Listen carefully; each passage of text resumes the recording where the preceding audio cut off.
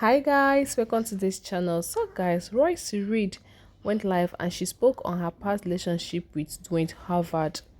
So, this is my story about how my life changed beginning July 31st, 2004 to now, all because I had a baby by Superman. Part 1. July 31st, 2004, I was at the movies at downtown Disney with two of my friends. When three male figures walk in, one looking to be about an inch away from being a midget, the other very skinny and he had a bad acne problem, and another one who is extremely tall. As they come over to the concession stand, we are greeted with, "Y'all in my book." Our response was, "What book?" He goes, "My yearbook." I then respond, "No, sweetie, I'm grown." He goes, "No, my magic book. Y'all used to dance with the magic." Oh, yes, yes. He's like, "I'm the rookie." Oh, hey, that's how that went. Okay. And he was talking about, oh, y'all not dancing this year, that we left them with the Lion King. Like, it was a bunch of niceties and goofiness, and that was it. He still had braces. It was nothing. So we go to see The Notebook, and they go to see something that I used to think was Transformers, but it was something along those lines. I don't know. Maybe iRobot. I don't know. Anyway, about 10-20 minutes into our movie, I go to the bathroom because I am now in a full blown like argument with my then boyfriend, who is breaking up with me because he is swearing that I'm at the movies with a dude. Obviously, I am not, but he was very insecure, and it was just an ongoing thing with us. So, um, we broke up that day, and I was devastated because what? I got dumped. Anyway, walk out the bathroom, and Superman is sitting there on the bench, and he goes, "No, I should never make you cry like that." Okay, thank you. And he's like, "Nah, you know what I'm saying? Like, no, I know I'm young, but like, no man should ever make you feel like that." He had braces.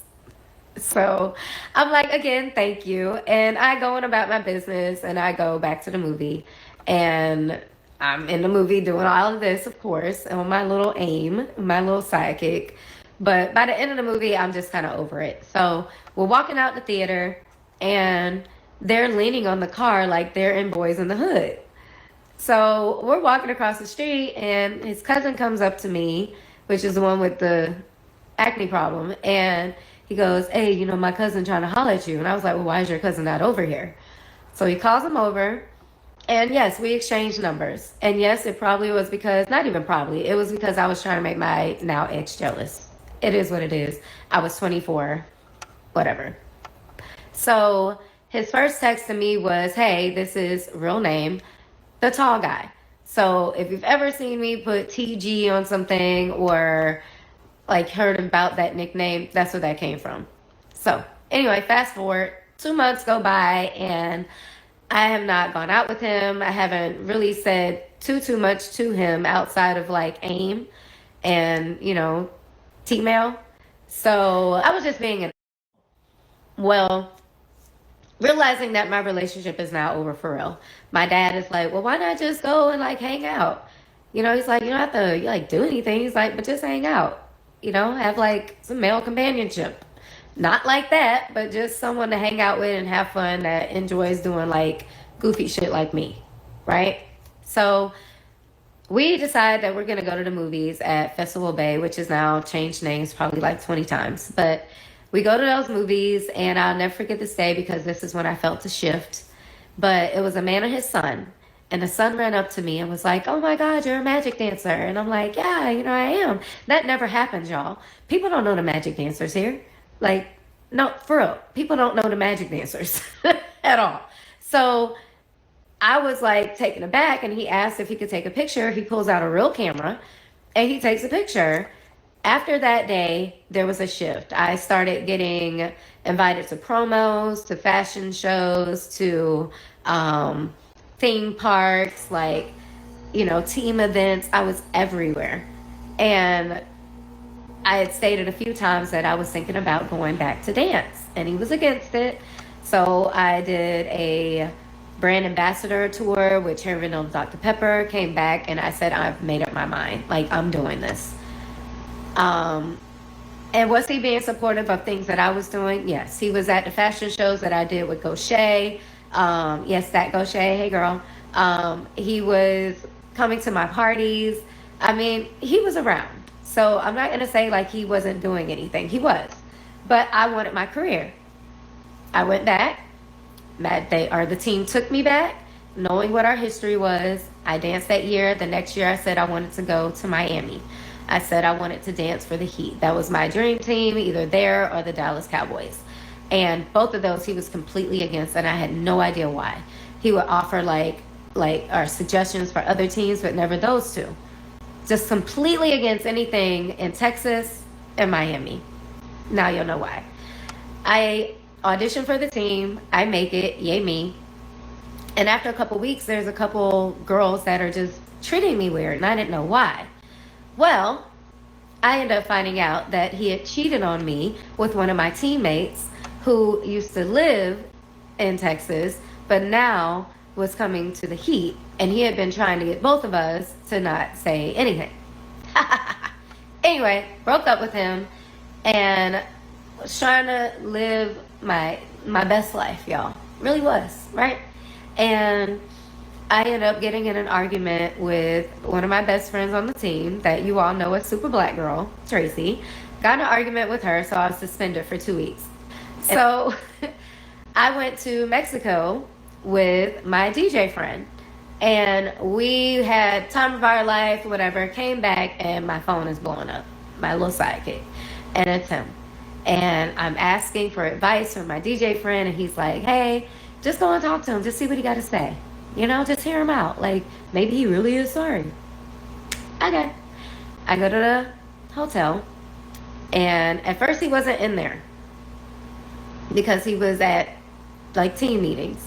But then he comes in, and we're in there and we're talking, and he's pleading his case and asking for forgiveness, talking about how much he loves me and that he'll never do it again, that I'm the one for him, I'm perfect this, perfect that, all these things, y'all. And I said I would think about it. I said, I'll talk to you later. So I walked to the room. That hug turned into kissing and touching and our child being conceived. I did not know I was pregnant until about a little over a month later when I was in practice, and one of the dancers who, funny story, ended up marrying the head coach of, that's not important, sorry. So after practice, I go to Walgreens and I buy a pregnancy test, and I take it home, take the test, call my brothers and girlfriend, wait for the results, and when I see them, I start bawling. I literally lost it. I saw my entire career just disappear, and I was devastated. I called my mom in the same state of mind. She's losing it. She's freaking out until I finally tell her, like, I'm pregnant. She goes, oh, I thought you body. That's how hard I was crying. She asked me if I had told him, and I said, I've been texting him. I've been texting his cousin. I've been texting his best friend, and nobody was responding. And I said, Mom, I cannot be a mother. And I said, please help me. Like, I cannot be a mom. I'm not ready to be a mother. And she was like, well, you're going to have to tell your dad. So for 2 days, I waited for a response. And when I finally got one, the response was, I was asleep. I responded, for 2 days, you just played a game in Milwaukee last night. And then he responded, I thought you were on birth control. About a week went on, and there was a little bit of communication, and the communication was regarding terminating the pregnancy. I was told that he would help me. I just needed to get to Orlando, and we would do it there. I said, okay, not a problem. Just know it has to be a quick turnaround because I have to get back to work, and I can't let my parents know. Please understand, I had no idea how it worked at all. So I'm thinking that I could just get up and turn around. Anyway, communication ceased again. Now I'm having to talk to my parents. I talked to my mom again. She was adamant about me telling my dad. So I told my dad, and my dad was like, huh. And I'm like, huh, what? He goes, all right. And I said, well, I don't want you to worry because I'm not going to keep the baby. I'm going to terminate the pregnancy, and then I'm going to finish the season out. I'm going to go to Vegas. I'm going to fulfill this contract that I got with Treasure Island. Like, I had all these plans, and I was going to pursue my career. And he was like, no. He was like, you're going to put that on hold.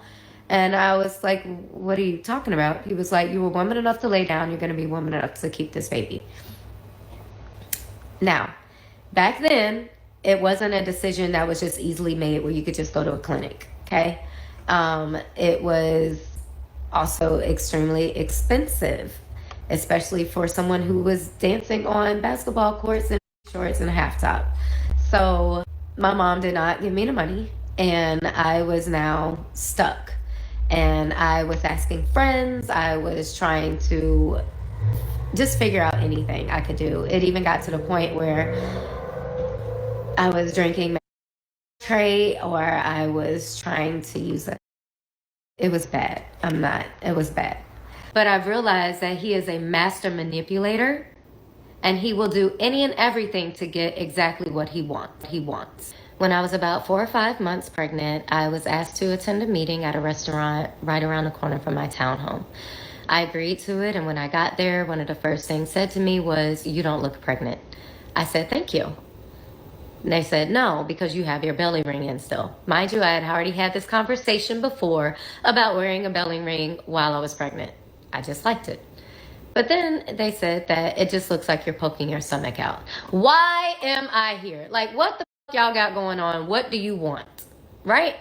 We sit down, and in this meeting is his manager, his cousin, himself. I am then offered money. I'm asking what the money is for. I'm thinking that maybe it's to help me with my pregnancy. No. I was asked to move away and say that this baby was not his. Twice. I declined. They got angry. I was then approached by the team office, and they wanted me to come in and have a sit-down conversation and do a prenatal paternity test. My doctor said absolutely not. Therefore, I said no, it was dangerous. And once the baby came, I was not opposed to doing so. For the next couple months, I got ready for a baby shower. I got ready with my baby registry. And every time I did anything, I was met with false accusations. I was with the baby registry, I was told to take his name off of there. And I did. For the baby shower invitations, I was told to take the name off of there. So I did. But I was still receiving anonymous messages on MySpace and Twitter. And I didn't know what to do. Around early November, I started having really bad complications with my pregnancy, and I was put on bed rest. I didn't listen, but I was put on bed rest. As hard as it was to sit still, I knew I needed to do because I could tell something was wrong. On November 16th, I had a doctor's appointment, and my doctor was like, "You need to go to the hospital, and they need to put you on a monitor. Stop letting them tell you that you're dehydrated." I said, "Okay, cool." We go to the hospital. They still don't put me on the monitor, and I'm just over it, and I go home. Around 3:33 that next morning, November 16th, I woke up to excruciating pain. I threw something down the stairs. My brother came up, who had been staying with me. I told him I needed to go to the hospital. We go to the hospital. They finally put me on a monitor, and they're like, "Oh my gosh, you're having contractions for real." No shit. They say that they're going to admit me. I said, "Until how long?" They said, "Until you have this baby." Oh, cool. Tell my mom everything. This is also during Classic Weekend. 54 and a half hours, I was in labor, and my child was delivered via C-section. They knew the day that I went into the hospital. They knew the complications I was having. They knew that the child's heart rate had been dropping, And not one person cared. Not one person responded to that at all. But when they found out that the baby was born, an immediate message came through to my mother asking for a picture. I said, send the picture. She sent the picture, and the response was, oh, that's my grandbaby. To me, all babies look alike when they're born, so whatever, but hey, go off. I was thinking that maybe that was going to be a start to something better, but it was actually the gateway to hell. For the next 3 days, I stayed in the hospital, and not one time did I receive a visit from him or anyone in his family, but his girlfriend actually did stop by unannounced and uninvited with a bag of bibs talking about we needed to speak. I said, no, we don't. Asked her to leave, and she left. It was cool. Well, a few days later, I was discharged from the hospital the day before Thanksgiving, actually. And on Thanksgiving, we go to my cousin's every single year who stayed right around the corner from him.